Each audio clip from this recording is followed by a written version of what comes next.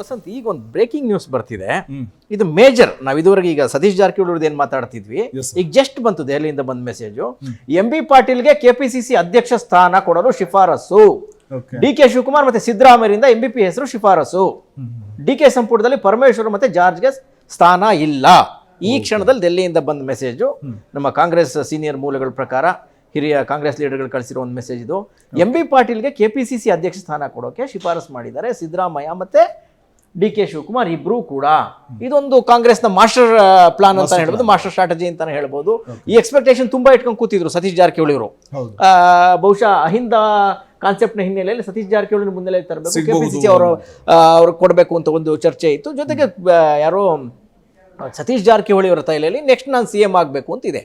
ಅವ್ರು ಹೇಳ್ಕೊಂಡಿದ್ದಾರೆ 2028ಕ್ಕೆ ನಾನು ನನ್ನ ಕ್ಲೇಮ್ ಮಾಡ್ತೀನಿ ಅಂತಕ್ಕಂಥ ಮಾತನ್ನು ಹೇಳಿದ್ದಾರೆ. ಯಾಕೆ ಅವ್ರಿಗೆ KPCC ಅಧ್ಯಕ್ಷ ಗಾದಿ ಬೇಕು ಅಂತ ಹೇಳಿದ್ರೆ, ಒಂದ್ಸತಿ KPCC ಅಧ್ಯಕ್ಷರಾಗ್ಬಿಟ್ರೆ ಇಡೀ ಕಾಂಗ್ರೆಸ್ ಮೇಲೆ ನಿಮಗೆ ಕಂಟ್ರೋಲ್ ಸಿಗುತ್ತೆ, MLAಗಳ ಮೇಲೆ ಕಂಟ್ರೋಲ್ ಸಿಗುತ್ತೆ. ಜೊತೆಗೆ ಟಿಕೆಟ್ ಹಂಚುವ ಸಂದರ್ಭದಲ್ಲಿ ನಿಮಗೆ ನೆಕ್ಸ್ಟ್ ಗೆಲ್ಲುವ MLAಗಳು ನಿಮ್ಮ ಕಂಟ್ರೋಲ್ಗೆ ಬರ್ತಾರೆ. ಸೊ ನೆಕ್ಸ್ಟ್ CM ಹಾದಿ ಸುಗಮ ಆಗುತ್ತೆ, ರಹದಾರಿ ಸಿಗುತ್ತೆ ಅನ್ನೋ ಕಾರಣಕ್ಕೆ ತುಂಬಾ ಆಸೆ ಪಟ್ಟಿತ್ತು. ಬಟ್ ಇದರ ಸ್ಟ್ರಾಟಜಿ ಏನಿರ್ಬೋದು ಅಂತ ಹೇಳಿದ್ರೆ ಸರ್, ಲಿಂಗಾಯತ ಸಮುದಾಯದ ಯಾವುದೇ ಕಪ್ಪು ಚುಕ್ಕೆ ಇಲ್ಲದ ಒಂದು ಏನೋ ಟಾಲೆಸ್ಟ್ ಲೀಡರ್ MB ಪಾಟೀಲ್ ಅವರು. MB ಪಾಟೀಲ್ ಅವರು ಕೊಡೋ ಮೂಲಕ ಒಂದು ಕಡೆ ಒಕ್ಕಲಿಗ CM, ಲಿಂಗಾಯತ ಸಮುದಾಯದ ಅಧ್ಯಕ್ಷ, ಇವೆರಡರ ಕಾಂಬಿನೇಷನ್ ಅಲ್ಲಿ ಪರಮೇಶ್ವರ್ಗೆ ಸೀಟ್ ಕೊಡ್ತಾ ಇಲ್ಲ.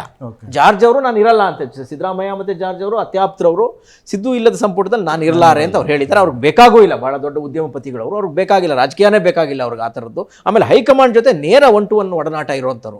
ಇವರೆಲ್ಲ ಯಾರು CM ಆಗಬೇಕು ಅನ್ನೋದನ್ನು ಕೂಡ ಜಾರ್ಜ್ ಡಿಸೈಡ್ ಮಾಡ್ಬೋದು, ಅಷ್ಟು ಹೈಕಮಾಂಡ್ ಜೊತೆ ಅವ್ರು ಕಾಂಟ್ಯಾಕ್ಟ್ ಇರುವಂಥವ್ರು. ಹಾಗಾಗಿ ಜಾರ್ಜ್ ಅವರು DK ಸಂಪುಟದಿಂದ ದೂರ ಉಳಿದಿರೋದ್ರಲ್ಲಿ ನಮಗೇನು ಅನುಮಾನ ಇಲ್ಲ, ಅದರೇನು ಆಶ್ಚರ್ಯ ಏನಿಲ್ಲ.